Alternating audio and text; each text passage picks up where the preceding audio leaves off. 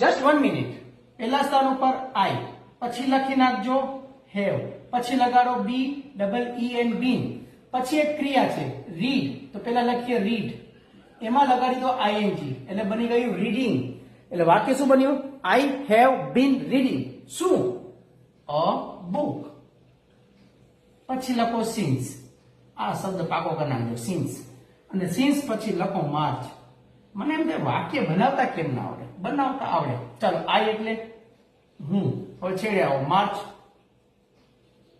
Since એટલે થી, since March એટલે માર્ચ થી. બુક, રીડિંગ એટલે વાંચી રહ્યો, અને હેવ બીન એટલે છત્રીના છ સાથે છું. હું માર્ચ થી બુક વાંચી રહ્યો છું. છે સિમ્પલ. કાર્ડનું નામ છે ચાલુ પૂર્ણ વર્તમાન કાળ, પેલા ગ્રુપ સાથે બનાવો વાક્ય.